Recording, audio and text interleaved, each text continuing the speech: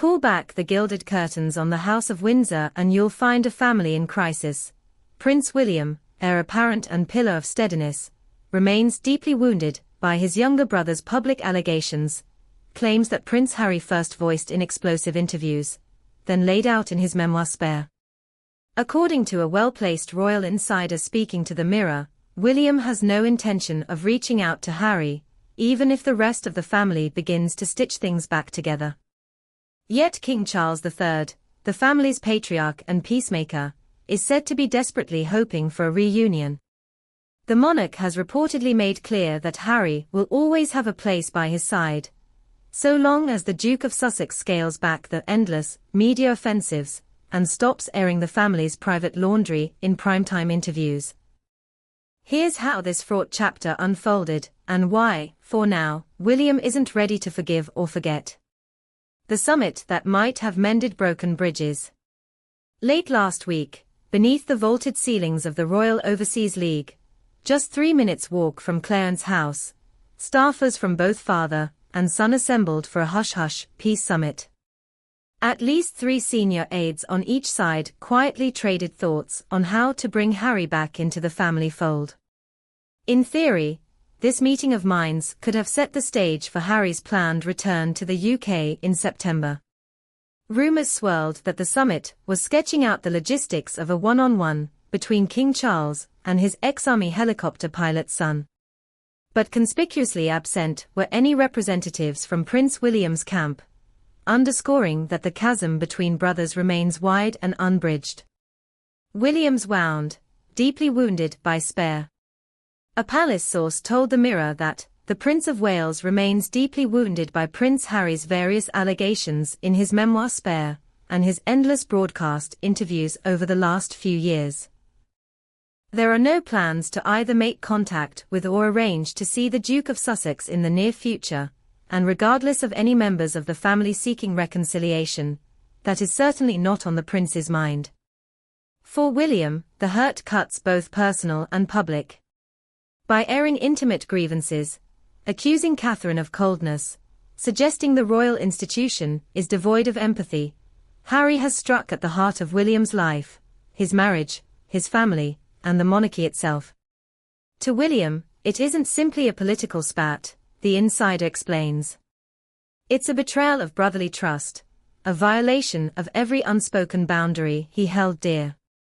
He cannot and will not pretend none of it happened. Charles's conundrum: love both sons, but under conditions.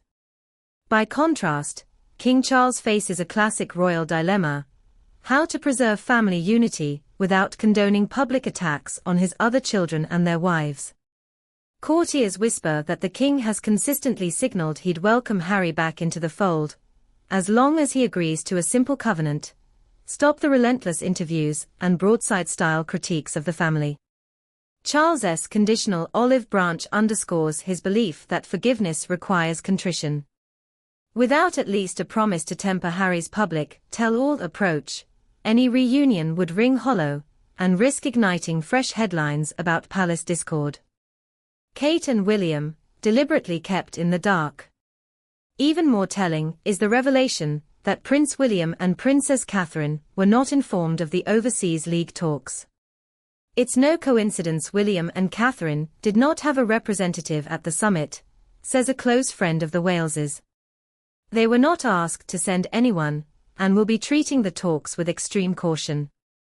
That exclusion stings as a double-edged slight. Not only is William's brother forging a direct line to the king, but is doing so outside William's orbit. It reinforces William's sense that Harry's quest for reconciliation is never quite reaching him, and that any truce might trump the trust between siblings. Trust, once lost, is hard to regain.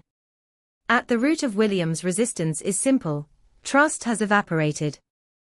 Harry's decision to chronicle private conversations, to speak of family arguments on global media platforms, this pattern convinced William that his brother has weaponized personal disclosures to build a brand beyond the palace walls.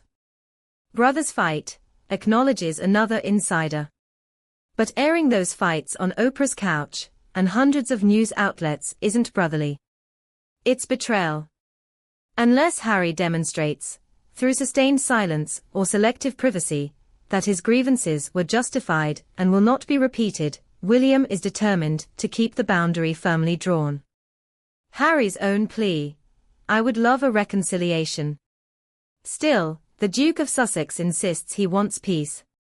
In a BBC interview this May, Harry admitted he was tired of fighting, and said he worried about his father's health, uncertain how much longer my father has.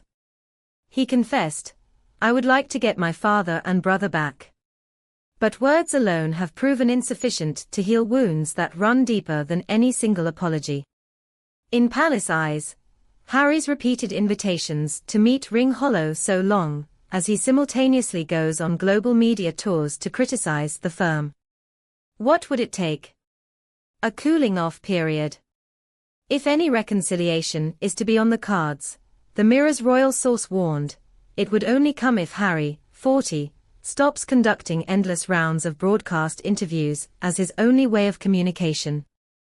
In other words, the Duke must prove that his grievances aren't a perpetual content pipeline. A period of genuine, contact-free reflection, no televised rants, no front-page accusations, could pave the way to trust.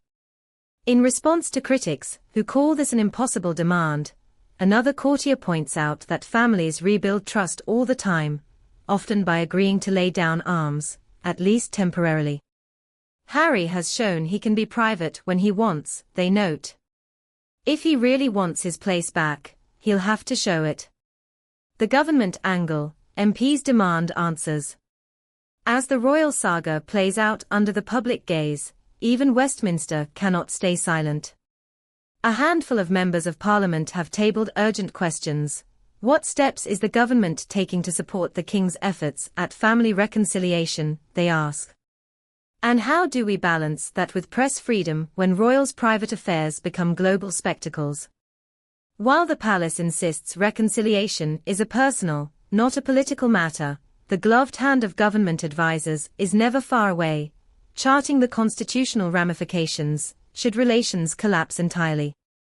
A nation divided, public opinion on Harry's return. On the streets of London, in pubs from Camden to Croydon, the debate rages. Some argue Harry's revelations were cathartic, overdue truths about mental health stigma and institutional inertia. They see William's refusal to engage as cold-hearted. Others side emphatically with William: if Harry loved his family, he'd take his grievances behind palace walls, not to Netflix and talk shows.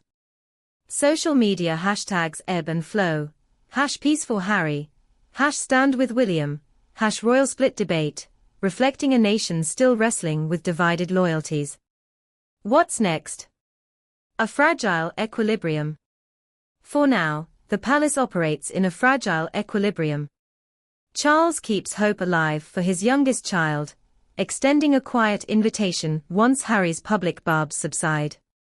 William arms himself with focus, more official duties, more time with his own family, a resolute refusal to waver on principle.